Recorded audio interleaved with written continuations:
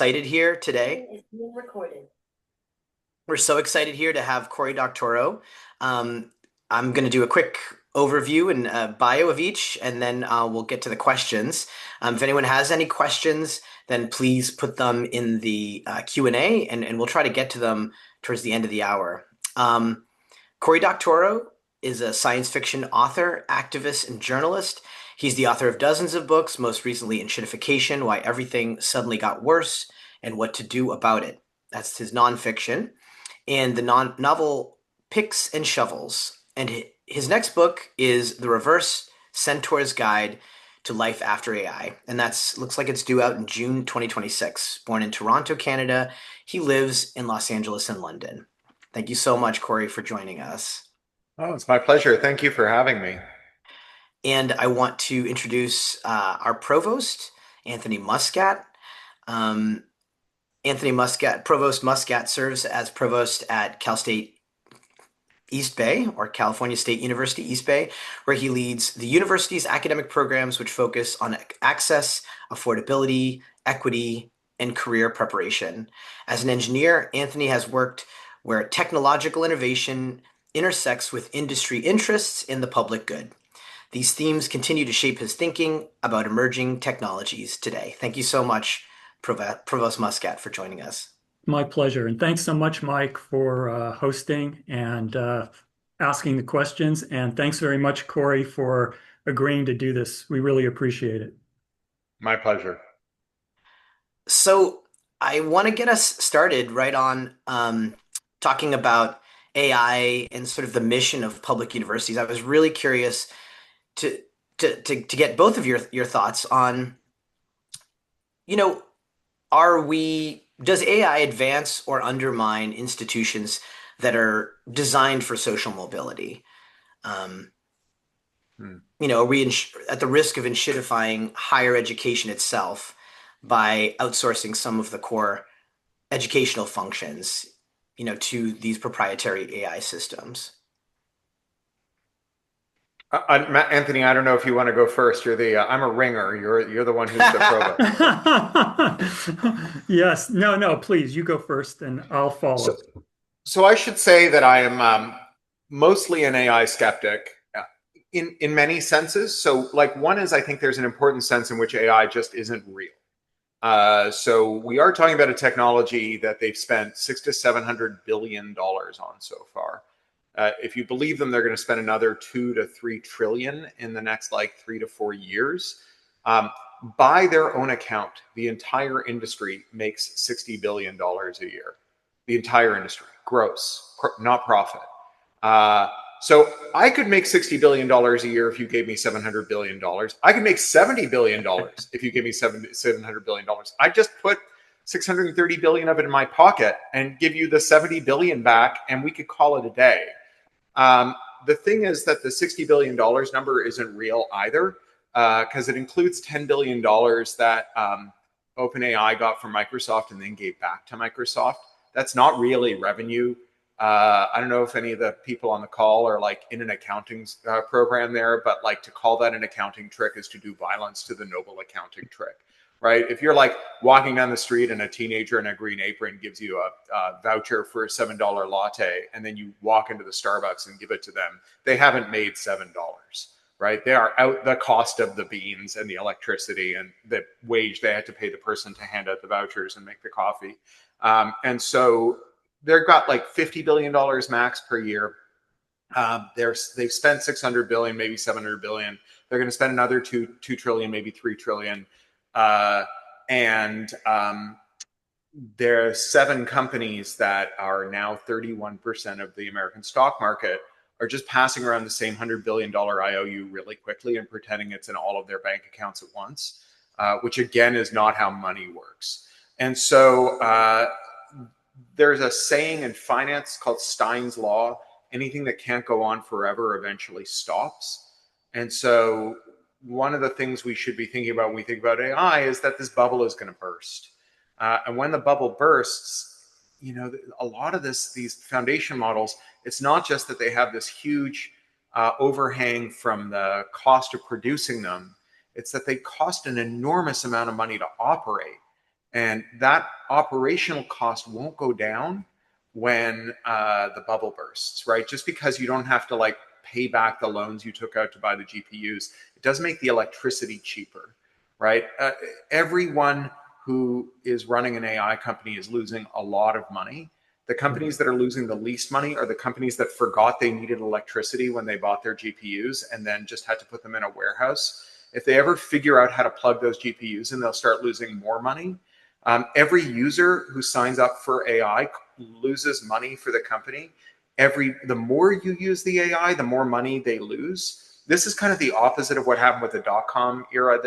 Sometimes you'll hear people say, "Oh, the dot-coms lost a lot of money too," but like every generation of web technology was cheaper and cost less per user, and every user that joined the web made more money for web companies. So this is the opposite of that. This is what they call in business school very bad unit economics. So there's a sense in which we're like making a lot of devoting a lot of energy to thinking about what we're going to do with something that probably won't exist in a recognizable form in a couple of years. But that does have some implications. Like if you don't know how to do important things without AI, or like even more importantly, if we fire a bunch of people who do important things and replace them with AI that's objectively very, very bad at their job, we will probably arrive at a juncture in not too very long where not only have we replaced people who do something important with AI that sucks at that job, but then we're going to turn the AI off. And that's going to be really bad. So, that's kind of the frame I want to put around this, because I feel like there's a point where when we kind of agonize about what AI is doing to education, we stipulate in a certain sense that AI is going to be a long run phenomenon as we understand it today. I mean, sure, there's going to be like open source foundation models running on open source models running on commodity hardware for years and years and years. And, if AI was a normal technology and not a bubble, we just say, oh, look, there's some new plugins, right? I've got a plugin for my text editor that like wireframes paragraphs. And I've got a plugin for my code editor that wireframes code. And I've got a plugin for my video suite that can move the eye lines of 200 extras in a shot if the director doesn't like where he told them to look and changes their mind, right? That's all like fine, and no one would say, oh my God, what if that plugin becomes sentient and turns us all into paper clips? Or maybe we should bet the whole economy on these plugins, right? We just go like, here's some normal technology. It's technically kind of interesting, not like we should fire everyone. That all said, by way of preamble, I guess the thing that when I think about AI in education, mostly what I see is kind of two failure modes. One is that we have educational activities that are optimized for assessment and not for learning. And in particular, we see those at the lower levels of coursework.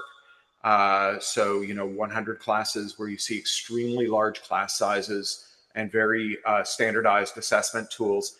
And if you're being told that like what you need to do is just hit a bunch of marks, it kind of makes sense to use software to do that. And I think that a lot of the times the learning that goes on in, say, a freshman comp class where you're doing things like diagramming sentences and so on. I mean, don't get me wrong. I think freshman comp's really important. I think writing well is really important. But I think it doesn't have a lot of value in terms of teaching people how to write. And so why wouldn't you ask the software to do it? So that's one really important problem. And it gets worse, right? Because if like the cultural norm that is set in your first and second year, before you get into those cool little seminars with 12 students where you're doing really interesting work that has lots of thought and where you can't escape by turning in AI slop because everyone knows what you're doing from your class participation. If you spend 2 years just being taught that really what you're there for is to like hit some marks to make assessment work, then you're going to have to spend a long time unlearning that when you get into your third year. I think we already have that problem because anyone who goes through like AP programs and does DBQs and 5-paragraph essays is already being ruined and has to be unruined by the post-secondary education system. And I think that like, so that's one part of it. I think the other part, and this especially I think applies to programs that are organized around social mobility, where you have students who have very little wiggle room economically and very little room to fail, is that we already have a system where failure to achieve post-secondary education is already economically very damaging. The opportunities for post-secondary education are very narrow and come at very high stakes in terms of the debt you accumulate. Even if you're not being charged tuition, there's the just cost of living and so on. And so students are so afraid of failure that they will sacrifice learning for a high quality assessment, because as important as learning is, it is not as important as flunking or getting a poor grade and not being able to progress the way you want through your program, because that just comes at such a high cost. And both of those are kind of without the pedagogical context. I mean, they're important for the pedagogical context. You can't ignore them, but they're not aspects that are necessarily within the control of the institution. And so I think the institution has to kind of accept them and plan for them, as opposed to just sort of either ignoring them or just accepting them, and then that's all you can do, and just saying, okay, I guess that's who we are. Mm-hmm. Yeah, yeah. Anthony, did you want to? Yeah, so first off, Cory, you're a better person than I to figure out the circular economy with AI, and impressive that you could reel off all of that. So I'm still trying to figure all that out. But I agree with you that the current AI won't be recognizable in a few years. You know, we're leaving the sort of generative AI era, walking into the agentic AI era, and on the forefront is physical AI, where AI and I guess robotics will really merge. And I see a lot of upside to that, especially for our students. The CSU, the Cal State University System, did a survey of AI tools writ broadly, and they surveyed faculty, staff, and students. And what came really in force from the students was a clear plea, I would call it, to teach us how to use this tool to tip that balance between, I think you really painted it in a nice way, between assessment and learning. And, you know, students are always, they want to learn because I think inherently that's, especially our students, we're an access and affordability and social mobility university. And they want to learn. They understand the value of that. The average age of our students is 28. It's not, we don't have too many 18-year-olds running around here. And so I think they understand that value. But of course, as you, I think, very well described, assessment is always top of mind, because at the end of the day, that allows them to take the next step in this, maze that we've created for them to get a college degree and ultimately build a career. So I guess I see AI as if we can put these tools in the hands of our students, teach them how to use it, I see that as tipping that assessment learning balance towards the learning end. And it really could, it has the potential to democratize, with a small d, democratize education if we do start to teach not only our students, but the general public, really the potential for these tools. So I see a lot. Any tool has both dangers and upsides. And I guess right now I see a lot of upsides to these new tools, and I want to wholeheartedly go and try to put them in the hands of our faculty, staff, and students to see what they can do with them. And it will change the face of how we educate students, what their careers are like. The entry points in their careers are changing dramatically as we speak. And we do have to be able to adapt and pivot to that as an educational institution.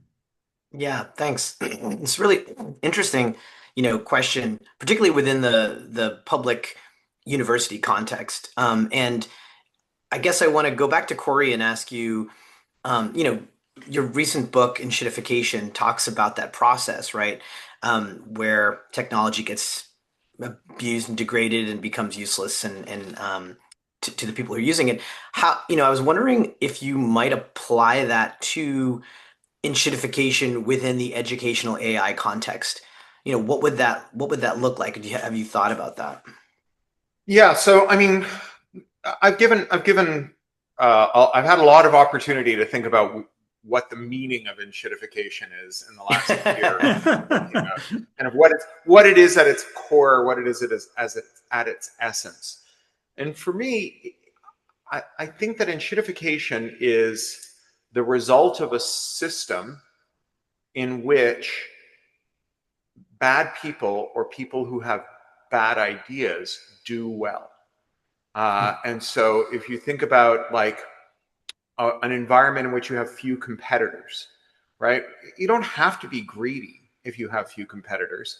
But if you imagine, say, like 3 giant academic publishers, just as a for instance here, and there are people who work within those publishers who love post-secondary education, think scholarship is very important, and so on.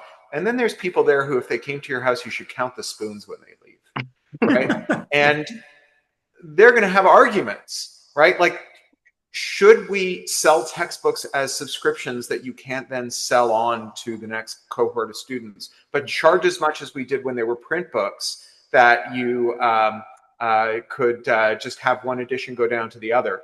And like, all other things being equal, you could imagine an argument that goes like, I don't think we should do that because it's bad for education. And the other person saying, I think we should do it because it's good for the bottom line. And if the I think we shouldn't do that because it's bad for education person could say, well, you know, there's 50 academic publishers. And honestly, there's just not that much difference between all of them. We all have a line that's very similar. One of the other 49 is going to break ranks with us if we do this. And then no one's going to buy our textbooks. That person's going to win the argument. But if all that person can say is like, how will you look yourself in the mirror if you rip off every student in America? The other guy's going to say, I'm going to look myself in a very expensive mirror that's extremely well lit. Thank you very much. Right? And then they'll win the argument. And so when we talk about AI and the educational context, it's anything that would reward an AI contractor for abusing you rather than punish them. So California's got a reasonably good privacy law. It's called CCPA, the California Consumer Privacy Act. But America broadly does not. The last time the federal government, the last time Congress created a new consumer privacy law was 1988. And that was a law that makes it illegal for video store clerks to disclose your VHS rentals. And so literally every other form of consumer privacy invasion has no federal prohibition. In California, you have state protections that, as I say, are quite good. But like, if you want to know why America is full of companies that spy on you, it's the same reason your dog licks its balls, right? Because they can. Like, no one makes them stop. It's not like passing a privacy law is hard. It's not like we're asking them to figure out how to build a pyramid without power tools or something. It's not like a lost art of a fallen civilization. It's just a thing they don't do. And so because they don't do it, we have the absolutely foreseeable consequence of living in a world without privacy law, which is privacy invasions. And so, you know, we see public institutions procuring a lot of products that come with a lot of lock-in. You know, the educational tech world is full of that stuff.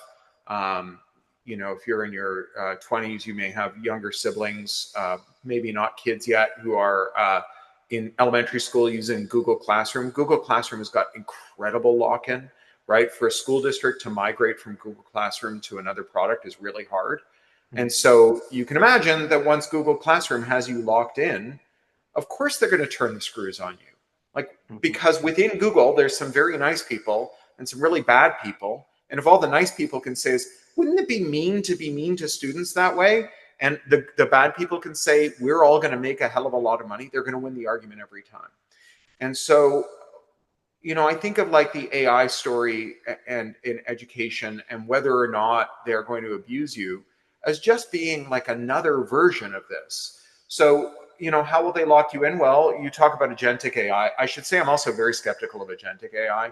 Oftentimes when you hear people pitch their agentic AI, because they say, okay, well, we can't really make an agent that can do 7 different disparate tasks, right? But we can give you 7 agents that we can daisy chain together. You know, one agent searches the web, the other agent makes sense of I don't know, airplane tickets. The third one buys the airplane ticket. The fourth one puts it in your calendar and so on. And then they'll say, and those agents are all 95% reliable. Well, do you know what happens when you daisy chain or when you daisy chain processes that have like a 5% margin of error? Yeah, it's multiplicative, right? Right. So in like 13 Yeah. steps, you're at 4% reliability, which is how you get this thing where like yesterday, the Anthropic AI safety director asked Claude Code to like look through her email and it just deleted all of it, right? Mhm. Because 95% accurate isn't what you think it is, right? 95% accurate when you daisy chain 14 processes together at 95% accuracy. Also, 95% accurate is not accurate. They're lying. They don't make Mhm. products that are 95% accurate. But if you stipulate that like we're going to stick a bunch of agents together to do stuff and maybe even make some of it reliable, maybe we'll have redundancies. Maybe instead of having 13 agents in a row, we'll have 96 agents that double check each other's work, and then we'll backstop them and so on. And we'll assume that they'll not make the same kind of errors. We'll use different kinds. If that's the case and you fire a bunch of administrators and now really important stuff is happening through software, and that software is organized in a way that makes it hard to replace, that you can't just drop in a replacement for, then I think you'd be pretty naive to assume that they wouldn't put the screws to you on it. And there are lots of ways they can put the screws to you, right? They can charge you more, they can spend less money on quality, right? Like they don't Mhm. have to actively degrade the product. The product is always degrading because entropy is not optional. And so, they have to spend money to fight the product decay. And they could just spend less money. I mean, Facebook did this, right? Facebook said, we're Mhm. just going to spend less money on ad fraud, right? There's like a kind of baseline of people trying to rip off advertisers on Facebook. And they just stopped policing it to the extent that they used to police it. And then, in 2017, Procter and Gamble said, "Well, we're spending $200 million a year on surveillance advertising. We think that a lot of it is fraudulent. We're just going to turn it off for a year and see what happens." And they saw a 0% drop in sales because like all $200 million was fraudulent, right? You don't have to like. It's not like Facebook was ripping them off. They were just not stopping other people from ripping them off. And so, like you can just not keep the product up to date. You can just not address new security vulnerabilities as they're introduced. You could just like not do that stuff. And if you're locked in, they would, right? Because of course they would. For the same reason that water costs $15 a bottle on the other side of the TSA checkpoint, right? Lily Tomlin used to do these sketches on Saturday Night Live where she'd pretend to be an AT&T operator, and they'd be Yeah. ads for the Bell Ringy system. dingy. Yeah. Yeah, And ringy yeah, dingy. Yeah. and at the end of every ad, she would turn to the camera and she'd say, "We don't care. We don't have to. We're the phone The company." phone company. Yeah. So anyway, that's my feeling about enshittification and AI in ed tech. Yeah, that's great. Anthony, yeah, what are your thoughts about, do you foresee any kind of risks of, enshittification within the current contracts and you have? And actually Yeah, maybe sure. Corey doesn't know about our current contract. Would you actually explain what Yeah, that we sure. Tell me. offer ChatGPT to our students? Yes, sure, sure. So first off, I just want to say I love Lily Tomlin. So great that you bring Me her too. up. I do too. I forgot about Ringy Dingy. I haven't heard that in a long I time. did. So our current contract, the CSU wide contract with OpenAI is to use it, and it is sandboxed. So whatever work that we give it is sandboxed by contract and won't be used to train the models that they use for their system, open system. So, in a nutshell, that's what it is. And I think we have this contract for, I think we're going past year 1 or 2, and I think we have it for another 3 years. And the chancellor's office, who governs us, is really looking to see, are we using it? And in what ways are we using it to try to make an assessment whether they want to renew it or not. And But we going have in the back, system about oh a yeah, million students, right? Using like yes, within the system, we have about a million students in yes. California. Yeah. Yeah. So, so there are a lot. It's a large scale experiment, maybe is the way to look at it. So I just want to jump back. We had a recent visit from a university in Japan in Tokyo, Chuo University, and we had Hmm. 30 students here. And I talked a little bit about who we are and the Bay Area. They were fascinated. But one question they asked me relates to what you were talking about, Cory. They asked, should companies um, be be have the responsibility of governing themselves? And I said, absolutely not. And I didn't point out the publishing industry, but there are plenty of examples that we have where the governor and the generator should not be in the same box, right? And for a lot of good reasons, checks and balances is a good way to run an operation. And that takes me back to I'm a chemical engineer, and a lot of the students I've trained over my career go in a variety of industries, but probably the top one is oil companies. Right. And I can't tell you how many times a well-meaning student would come in their senior year and say, I've got this offer from an oil company. It's a little hard for me to say no because this is a really high quality offer. It's got these great benefits. I'm going to live in a place that I want to live in.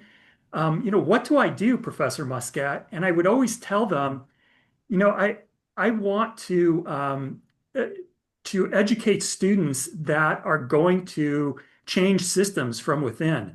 So I would much rather, given how you are educated and the conversations we've had, I would much rather have you go to work for that oil company and really try to um, take the learning that you have and apply it to doing some good. And I can't tell you how many countless examples of students emailing me later in their careers talking about the projects that they did for some of the oil companies that, yes, it saved the company a million and a half, $2 million, but it reduced energy, water, environmental footprint enormously.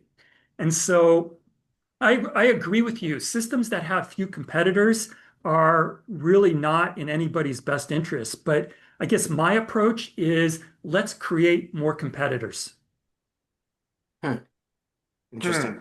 I guess what I would say is that while I take your point, I think that's true. The examples you gave of people who were able to move their firm in a direction that was good were finding things that were mutually beneficial. Yes. And I think that there are lots of things that the oil industry should do that would be bad for oil companies.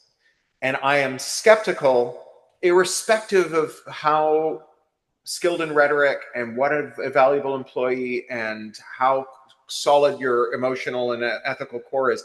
I am skeptical that you can move oil companies to do things that are actively harmful to their bottom line, even if they're the right thing to do.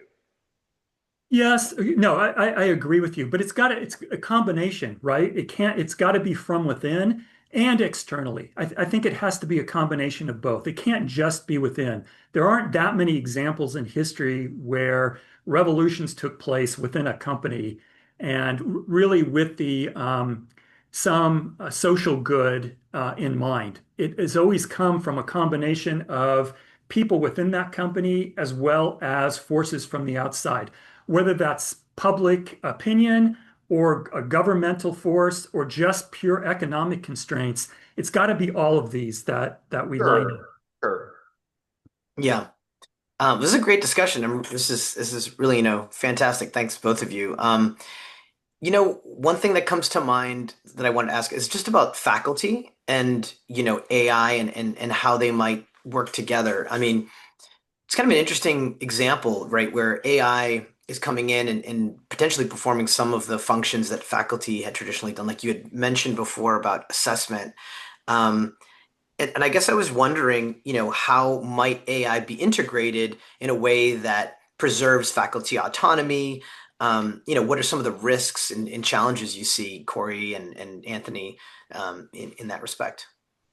Yeah. So And I have this opportunities. book. Yeah. I have this book coming out, The Reverse Centaur's Guide to Life After AI. It's coming out in June, and the reverse centaur, the titular reverse centaur, comes from a kind of labor economics idea about automation. And in automation theory, we sometimes group people who are using automation into these two categories, centaurs and reverse centaurs. And a centaur is someone who is assisted by technology. So someone on a bicycle, someone with a spell checker, someone with a cash register, someone with a calculator, right? Those are all centaurs. And a reverse centaur is someone who's conscripted to serve as a kind of peripheral for a machine, right? The machine can do 80% of the job, and the human is there to do the part of the job that the machine can't do. And the goal of the system is to run the system at maximum speed. So the human is being asked to work at the maximum speed they can. They are the bottleneck in the robot's accomplishments. So think about you in your own car, right? You're driving around. You've got a sat nav GPS turn-by-turn directions on your phone. Maybe I've got a Kia that does this thing where if I turn on my turn signal and someone's in my blind spot, it beeps, right? Mm-hmm. So it kind of helps you know when there's someone in your blind spot and so on. That's just centaur stuff. It's great. I have bad sense of direction. I have bad spatial sense. I love knowing when there's a car in my blind spot. I love having turn-by-turn directions. It's Yeah. terrific. Now think of someone driving for an Amazon delivery service platform. So that van has got like sort of between 9 and 11 cameras. A lot of them are inward facing. They are being given a kind of quota to hit. So they get 10 cents a parcel, or rather their boss does because they're contracting. Their boss gets 10 cents per parcel if they don't hit quota, but they get 50 cents per parcel if they do.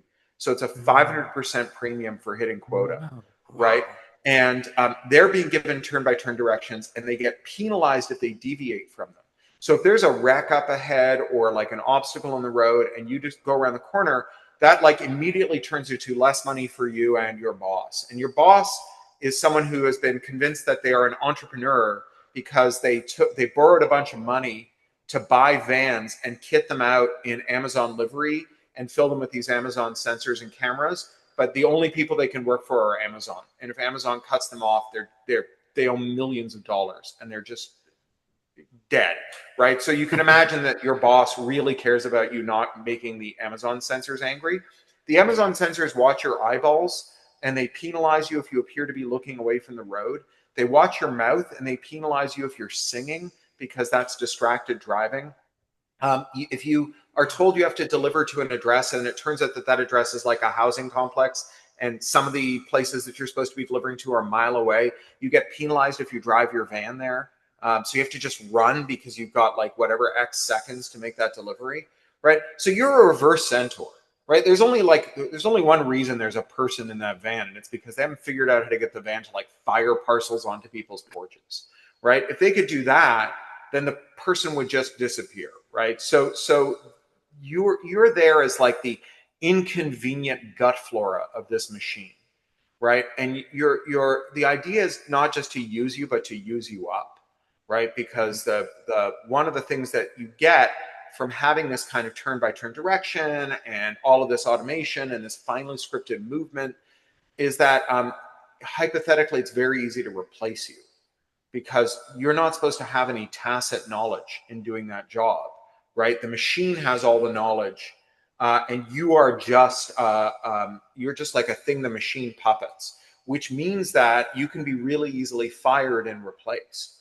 And so it's about making there's a reason that it uses you so hard, right? Mm-hmm. It's because they don't care if they use you up. They don't care if you quit.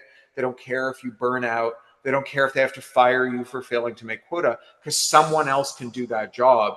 And we live in an economy with a very high population of very precarious workers who are always cycling in and out of these dead-end jobs. So you can always find someone to do that job. And so that's, I think, the risk of AI for faculty.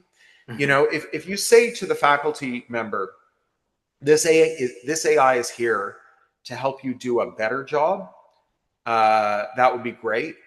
But if you look at the imperatives that both our public and private education systems have put on post-secondary instructors, it is to be faster, not better, right? More students, more throughput, more, right? And I think about this a lot in the context of health, because one of the things you'll often hear is that AI radiologists are really good at finding tumors on chest X-rays. And I actually have a very treatable form of cancer. Mostly it's just a pain because it's time consuming to have all the medical appointments. But I really do care about automation and diagnosis. Because like the reason my cancer is treatable is because of automation. 15 years ago it would have been a death sentence. Now it's just an inconvenience, right? So I'm all for automation. And I'm the Kaiser system. And so if like the AI salesman who is down at the Kaiser Hospital, if their pitch was, hey, right now your radiologist, they're reviewing 100 chest X-rays every day. We're going to give them an AI co-pilot. And twice a day, it's going to say, are you sure? Go back and look at that one again. So now they're going to do 98 chest X-rays. I'd be like, buy that AI. That sounds great to me. But that's not what the AI salesman is pitching to the Kaiser Hospital. The AI salesman is pitching, fire 90% of your radiologists. So say your wage bill right now is $10 million a year. Lower that wage bill to $1 million a year. That leaves you with a $9 million surplus. Give me $4.5 million for supplying you with the software. You put the other $4.5 million in your pocket. And your remaining radiologists, their job is going to be to sign the software's output and take responsibility if someone dies. They're the moral crumple zone and the accountability sink for the AI. And that is not intrinsic to the technology. It's entirely about the social arrangements of the technology. But the problem is, going back to where we started, if you've spent $600 billion on AI, you are not going to sell enough licenses with the promise of make all of your radiologists 2% slower to make the money back. The only way you can make that money back is with fire 90% of your radiologists. And so, if you're faculty at the Cal State system, I'd be very worried because there's so much pressure to cut faculty wages and faculty expenditure. And I would be very surprised if the system's orientation, not individuals within the system, but the system's overall orientation was, let's have our education become more expensive but better. I guess I see it differently. I don't see AI replacing any faculty. In fact, I see it enhancing the ability of faculty really to do what they like doing. Not only quantity, there is that aspect of it, but also quality. Let me give you an example. Our social worker department, the faculty teach students how to do casework. And it involves doing research and building a case file, and it's got to be formatted in a particular way. They have to get references from different sources. And so we have a forward-looking social working faculty, one of our new faculty who is using AI to do that work, to teach students how to build these casework files. And then what I love is that what she does is she turns the AI, she teaches the students to turn the AI and assess how how the student has put the case working file together. And she teaches the student how to use AI to criticize the student's work, but also the student to criticize the AI and its work, the work it's done. So I really like that example. Another example is you mentioned healthcare. We have a simulator, and it's essentially a student run. There are two students sitting outside running a canned program, and there's a dummy inside, a mannequin that has some sort of symptoms, and the students on the outside of this room are running the simulator, and the students and the instructor inside are trying to, assess what's wrong, trying to make a diagnosis. Mhm. And I'd love to see how AI could help with what diagnoses are probable based on the symptoms and what the patient is showing.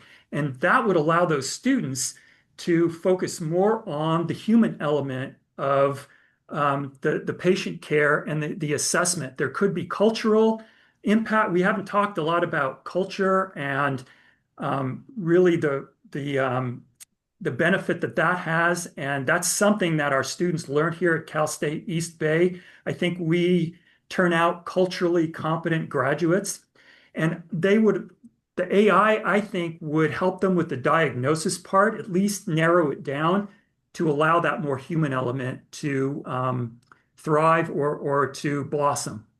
Yeah, I mean, there is some recent research out of Anthropic in their education team that found that the way that students interact with AI, has a big effect, obviously, on what they learn and how much they get from the experience. And, ultimately, they find that if it's more of a conversation back and forth where they're improving, that learning does happen, a lot better in that context. But I guess, it does require faculty to learn these techniques and so for sure. I mean, and Yes. we're just at the beginning of this process, obviously. Um, yeah, and it's also research on the other side showing that once people spend a lot of time on the prompting, that they spend less time once they get the final product. So they just turn it in. And what we want them to do is to kind of iterate, to go back and forth and further improve. But like I said, we're just sort of at the beginning of that.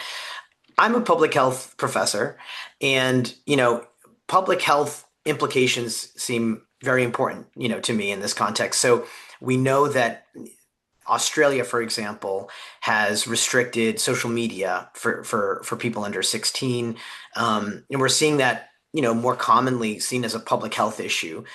I was wondering how both of you see AI as a potentially public health issue. I know you talked about on the positive side, Cory, how these tools could be used to improve people's health. But I mean, the negative side obviously could be exposure and how that affects, young people's minds.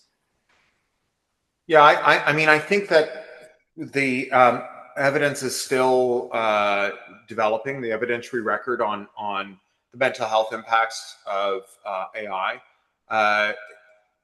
It doesn't look good, I have to say, but also um, I know enough technology and media history to know that it's not unusual to have these kind of moral panics around new Hmm. technologies. Um, you know, Bicycles. There was a whole thing about how bicycles were going to ruin women's. I think it was their breathing or something. Yeah. That would ruin their ability to breathe correctly. Like it was just some Hmm. very weird stuff that sounded Seat belts. very Yeah. plausible at the time. And it is, it's a reminder that the past is a foreign country. When you read panics about novels or panics about, you read Plato having a panic about polyrhythmic music and how this is going to fertility. That's it. Yeah, about polyrhythmic music and how it would inflame the passions. And so, obviously, like that's something we need to be aware of, like in sort of as if you're going to do a little Bayesian reasoning here and just say like, well, normally when this stuff happens, it turns out to be rather overblown and based on thin evidence. And when you talk about the ban on teenagers using social media, the writer Taylor Lorenz has done some very good roundups of the evidence on social Hmm. media use, and it's not good. Like the evidence is poor. Hmm. Um, the idea that we're using this to make policy evidence of this quality, we're talking about very small studies with very small Hmm. effect size, Right. very bad study design. And what you see is a lot of correlation where definitely people's mental health is very bad right now. And also people are using technology a lot more, but the causal arrow is notably lacking, and the attempts to isolate it have been um, badly conceived, badly executed, and ambiguous in their outcomes. And yet we have these major policy initiatives that have enormous collateral damage, right? So there is Hmm. no such thing as a policy that only lets people over 16 use the internet. There is only a policy that requires everyone to hand their identity over to someone who immediately leaks it, and then everyone has their identity stolen, which just happened with Discord and is going to Yep. keep happening every single time. Data you collect will probably leak, data you retain will definitely leak. It's a catastrophic policy, and it doesn't stop teenagers from using someone else's identity to log into sites that we don't want them logging into. And so it like fails even on its own terms. Even if you stipulate that that's a trade-off we want to make, it fails on its own terms. Now, all of that said, like I said, the preliminary research on AI and uh, people who are vulnerable in some way, even if they don't know they're vulnerable, it's bad. It looks really bad. And I am reminded, I have a cousin who I love very much who has gang stalking delusion. It's a form of paranoid schizophrenia Hmm. that causes you to believe that everyone is plotting against you. And you have these very elaborate ways of slotting everything that happens in your life into these delusions. So, someone a casual statement you overhear gets slotted in, and so on.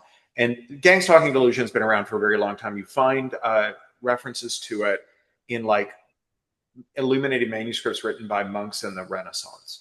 But the thing that's different now is people find forums where other people with gang stalking delusion help one another come up with more terrifying versions of these rationales for slotting in innocuous things into the delusion, and for especially finding ways to slot in people who are trying to help them, like relatives and therapists. It is catastrophically bad. Hmm. Catastrophically bad. It has made it so much harder for people with gang stalking delusion to avoid the kind of secondary and tertiary effects of mental health crises like homelessness and self-harm, being victimized by other people, and so Hmm. on. And an AI will do that for you for free. You don't need to find the community, right? So this is it's not a difference in kind, because we are already living in the world in which people with gang stalking delusion are finding communities to egg them on. And there are other versions of this, right? There are pro-ana communities where people with eating disorders egg each other on, and so on. Hmm. Arguably, the entire men's rights movement is that. The whole manosphere is people with various kinds of problems who are just making each other worse. But an AI will do it for you for free. You don't even have to be online at the same time as someone who has the right, skills to make you worse, to drive you into worse versions of it. And so people who have existing problems are finding in AI extreme magnifications of this problem. Yeah. And then there's people who have problems that they didn't suspect, that they didn't know were there, that were not in their, that they weren't suffering from. And those problems are being surfaced by AI. When Epcot in Disney World opened up this giant flight simulator that was a huge centrifuge, it became a way to discover previously undiagnosed heart defects, because people who'd never been diagnosed with a heart defect would get on this thing and drop dead. And Oh. AI turns out to be a way to diagnose previously undiagnosed latent mental problems for a lot of people. And I don't know what we do about that, right? Hmm. But it is a serious, real problem. There, Also, I just would be remiss if I failed to say, I don't think that AI should be making diagnoses of people's health.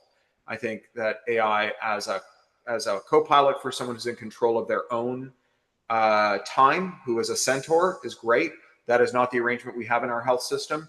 Talk to any doctor, they'll tell you that they're all using one electronic health record system. It's called Epic. It's made by a company that operates like a cult outside of Madison, Wisconsin. And when I say they operate like a cult, they all live there. They're all weird. They all worship the founder like a cult leader. It is a cult. And when you buy in Epic, um, the ratio of clinical care to EHR maintenance goes to like 1-to-1 or 2-to-1, because what Epic is really good at is upcoding. And so they are demanding more and more narrative detail or technical detail from clinicians so that they can rip off insurance companies, right, by upcoding the care.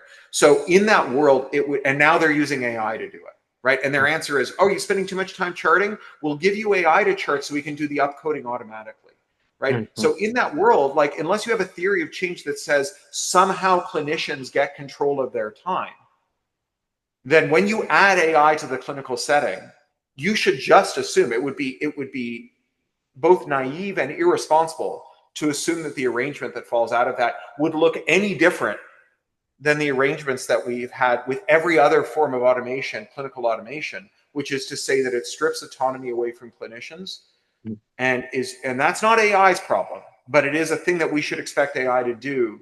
And if we put AI in the clinical setting and we don't have a theory about how to stop it from doing it, Hmm. then we should assume it's going to supercharge it. Yeah, Anthony, any thoughts about the public health? Did that come into Yeah, to the so purview? Yeah. I think that's why, and Corey, great examples of the dangers of using technology that's unregulated, or I think it just argues, and it's a great argument for there have to be boundaries in place.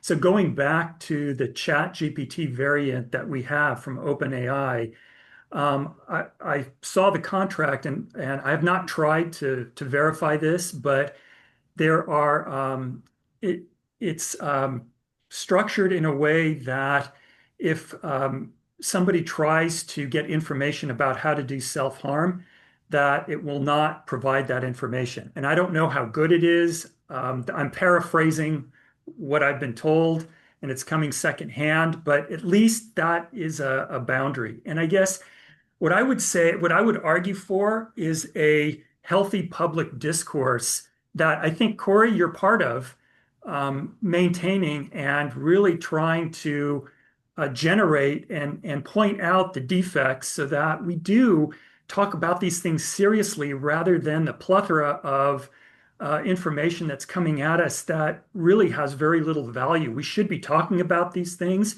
and figuring out what boundaries do we want to put in place, and Hmm. then educate the public to be able to vote and put those boundaries in place. Get people who will put the boundaries in place that protect us so we don't have some of the downsides, that very serious downsides that you pointed out. Hmm. Yeah, and I should say that I'm actually writing a paper right now about mental health and AI. So there are a lot of people who are looking at this. But you're right. I think this is a something to pay attention to. Um, I know we have just a little bit of time here. I had basically two more questions. One thing I had a question, just a maybe a brief question about was, given how diverse, we pride ourselves in as diversity, particularly within the public university system, and then Cal State East Bay specifically, we're ranked very highly in diversity. Of our students speak a lot of languages, come from a lot of different communities. I guess I was wondering, how might this technology impact equity? Is it the kind of thing where it's going to help people who don't have the resources access more resources and have access to more wealth? Or is it the kind of thing where, you know, this is going to make disparities worse? I was curious what you thought about that. Well, again, I think we have to look at the political economy of AI. Like, so AI, again, I think AI is just a normal technology. If as I said, if AI didn't have an economic bubble behind it, we wouldn't, we just call it plugins, right? No one would be as excited as we are about it right now. Just be like some stuff that does some stuff that some of us would use and some of us wouldn't, and it'd be fine, right? It's no one, I mean, arguably, like, again, back to sat nav and turn by turn directions, arguably that has had a bigger impact on many people's lives. And no one was like, oh my God, like the whole world is changing. No one's going to need a map anymore, right? Let's spend $600 billion on this. No, let's spend 3 trillion more, right? Like, it was just, if it were just normal, it wouldn't be a big deal. So, like, you kind of got to ask, like, why is there so much interest in AI? So, not like, why should you be interested in AI, or is it good or bad that the university is using AI, but like, what is the political economy of the hundreds of billions of dollars that have been poured into AI? And I think that a lot of it has to do with the fact that billionaires don't think the rest of us exist. They honestly, like, are solipsists. Elon Musk calls the people who disagree with him non-player characters, NPCs, right? I think, like, to inflict the kind of pain on the scale of populations that you have to inflict in order to make $1 billion, you have to in some way not believe that those people really exist, that they don't really matter, that they're not really real. And I think that, like, if you're a boss, uh, you are like in this very weird situation where you tell yourself you're driving the bus, right? You tell yourself you're driving the car, but you know that if you didn't show up for work tomorrow, whatever it is that the factory or the shop or the firm produces would be produced. But if the workers didn't show up, nothing would happen, right? Workers and no boss, everything is fine. Bosses and no workers, everything shuts down, right? And so, like, you're driving the car, but really you suspect that you're in the backseat with a Fisher-Price steering wheel. And I think the promise of AI is that maybe you can wire the Fisher-Price steering wheel into the car's drivetrain, right? You can just get rid of all the people. You know, I live in Burbank, and you know, we're home to Disney, Universal, Warner, and so I was out with the writers in the writers' strike. And I'm not a member of the Writers Guild. I'm a member of an affiliated guild, the Animators Guild of the Writers Unit. But we did some sympathy striking. And I was walking with a writer, and he said, you know, you give an AI a prompt the same way you give terrible notes to a writer's room if you're a studio executive, right? Make me E.T., but make it about a dog and put a car chase in there and a love interest, right? And like, you say that to a writer's room, and they're going to be like, oh, you're an idiot, you're a suit. Go back to your spreadsheets. There are grown-ups here who know how to do things, who are making a script. Stop bothering us. We have important work to do, right? But you say that to an AI and it just barfs it up, right? The fact that the script is unshootable, I think, is for some executives less salient than the fact that the existence of the AI means that you no longer have to have ego-crushing encounters with people who know how to do things. Right? And who remind you that you don't and that you can't. And so, you know, this fantasy of a world without workers, right? A world without people. You hear Sam Altman talk about this. He's like, we are going to eliminate all the jobs. And then my orb. Do you know about Sam Altman's orb? He has this other company called World or WorldCoin. It's now just called World because adding coin to things makes you sound like a criminal.